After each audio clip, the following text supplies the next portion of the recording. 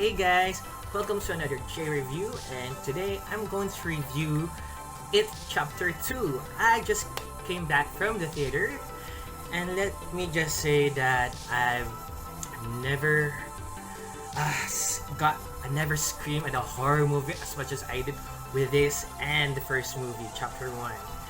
As much as well, those movies scared the crap out of me. It also made me cry like a baby at the very end. Yeah. And chapter 2,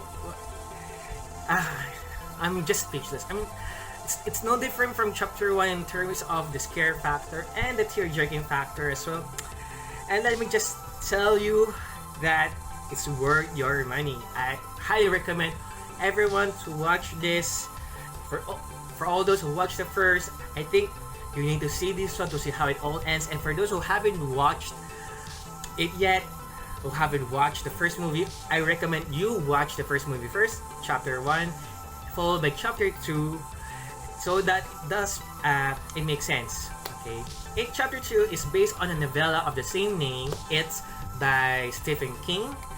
It was first made into a television miniseries back in the 1990s, and later it was adapted for film last 2017 or 18 for chapter 1, and then the follow-up chapter 2 just got released here around the world since September 6, 2019. Chapter 2 stars Jessica Chastain, James McAvoy, Bill Hader, Isaiah Mustafa, Jay Ryan, James Ransoni, Andy Bean, Bill Skarsgård, and as well as the cast from the original, from the first film, Jaden Martell, Wyatt Oleff, Jack Dylan Grazer, Finn Wolfhard from Stranger Things, Sophia Lillis, and Chosen Jacobs, as well as Jeremy Ray Taylor. So can I just say that I really enjoyed the casting in this movie. Warner Brothers was able to nail the casting with the older actors. Just about everyone looked like their younger counterparts from the first movie, especially Bill Hader, who played Richie. He and Finn Wolfhard absolutely look like each other, and as well as James Ransone. James Ransone. I'm sorry if I got his last name incorrect. Ransone. I'm assuming it's Italian. He got Eddie Casbrack correct, right. He acts almost like his younger counterpart, Jack Dylan Grazer, from his mannerisms, from especially the facial expressions. Yeah, and I think they also nailed Beverly with Jessica Chastain playing as the adult version of Sophia Lillis' character from the first movie. So yeah. So a quick synopsis from chapter 1. There had been a series of disappearances among children in the quiet American city of Derry, and and then after the disappearance of Georgie, the brother of Bill, one of our main protagonists, the mystery behind the disappearances began to unravel. And at the end of that movie, the Losers Club, made up of Bill, Beverly, Richie, Mike, Ben, Eddie, and Stanley, were able to defeat Pennywise, the titular It. Pennywise is a shape-shifting supernatural being who came into the world to devour children at once every 27 years, and he has existed for apparently centuries. And in chapter 2, 27 years later, after the first movie, the series of disappearances suddenly happened again, and because of that, something prompted all the original kids who are now grown up 27 years later to go back to their hometown and try to defeat Pennywise once and for all. So previously, I've already did some research on the original miniseries, and then as well as the novella. I wasn't able to watch neither the miniseries and the novella, but I am very aware of certain events that happen in both mediums, where I'm particularly familiar on how certain things happened, and I wasn't surprised that, spoiler, uh, one of the kids, one of the losers died at the start of the second chapter for the adults, and there were noticeable changes from at least for the miniseries. I'm not entirely familiar yet with the novella, with its content.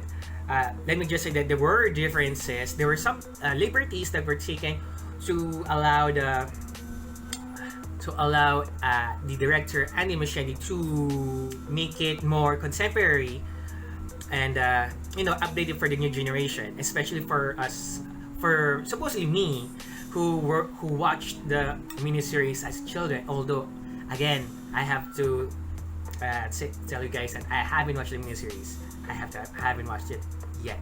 So I'm gonna try to watch it. Although I've seen clips, but I'm gonna watch it if I have the chance. If there's ever a way for the miniseries to pop up somewhere on television. Yeah. In this particular chapter, in chapter 2, they were able to further explore the mythology behind Pennywise, why it exists, and how it was able to live this long, and how there is and how this was apparently deeply rooted in the mythology of Dairy's indigenous community.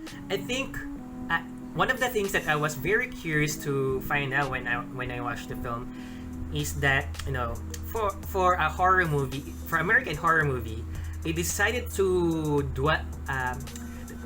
have the mythology of Pennywise be encrypted or embedded on an existing native indigenous American legend. At least in the context of the movie, I haven't read much on if the legend of Pennywise was at all based on actual indigenous folklore or mythology in real life. So maybe after doing this review, I'm gonna go check up on it and try to put an update on what I'm able to find, because I think it's a rarity, to be quite honest, to see American horror movies or horror stories in general to have themselves be based on folklore from Native American mythology, or stories, from age-old stories from Native Americans. And even if they do, I don't think they do. They don't do it justice in the way that it honors its source material. It's on how, or they are not able to give it the kind of justice that it should be as part of America's cultural heritage, being a multicultural country, a very diverse country. Because in general, a lot of the American horror movies I've seen, they tend to be based on urban myths, urban legends, or imported from immigrant communities, from their own respective culture and stories. For example, one of the Conjuring spin-off movies, La Llorona, La Llorona, I'm sorry. And especially on television, they tend to be more based on those types of source materials. For example, in Grimm, they tend to take a lot of their mythology from German stories or European fairy tales, as well as other stories from international communities, such as the legend of El Cucut or the Aswang, in an episode of Grimm. Yes, I still remember that episode. Aswang. So it's quite interesting to see that in chapter 2 went against the usual, and that instead of trying to base this on some urban legend about evil clowns, or go to the safe route of having this based on some foreign legend, they decided to have it be rooted in something that is, very American, that it's very rooted in indigenous culture, indigenous folklore. So if there are any Native Americans who could be able to tell me if a chapter 2 really have Pennywise based on some legend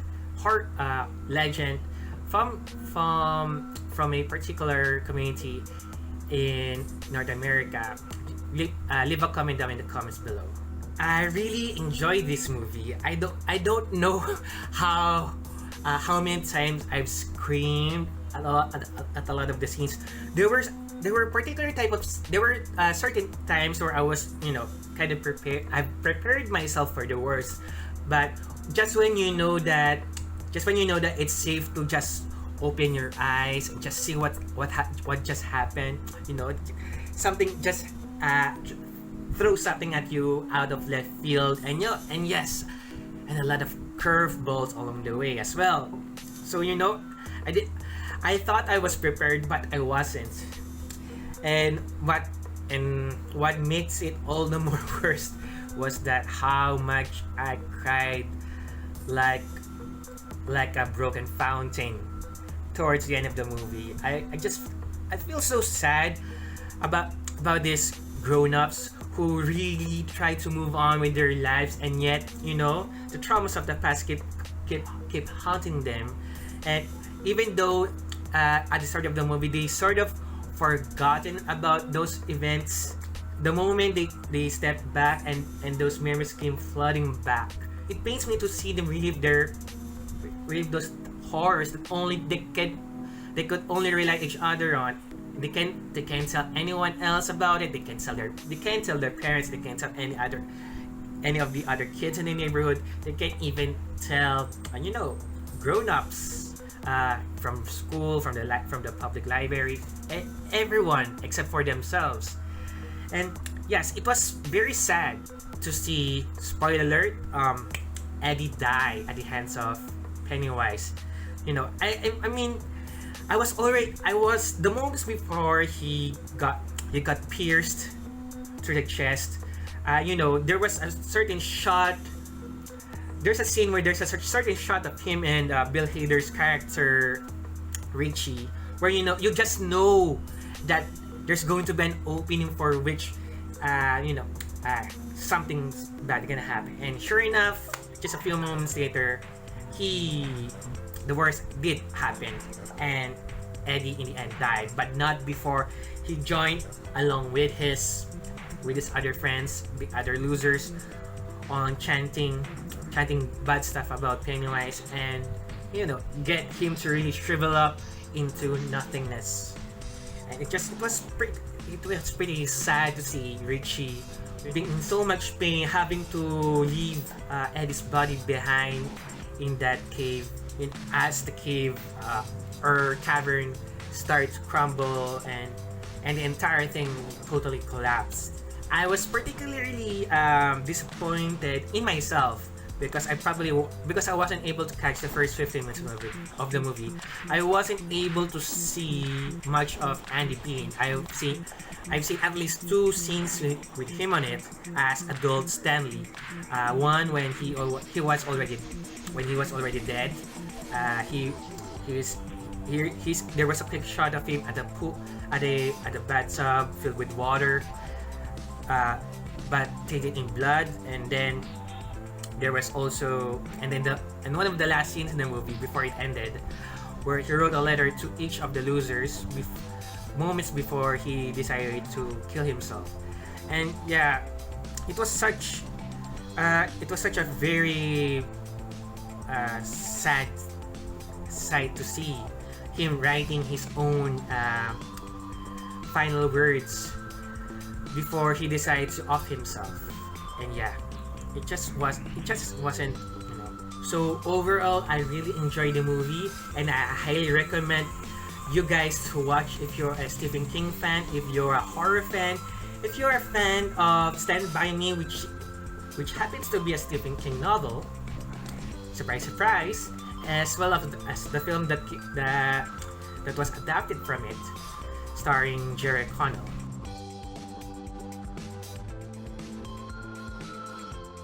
thank you for watching this review of It Chapter 2. I hope you liked it. If you want more, if you want me to review any TV show or movies, let me know down in the comments below. Don't forget to subscribe to the channel so that I could so you know it gives you more motivation to put out more content. And this has been James. Thank you very much, and I see you guys next time. Bye.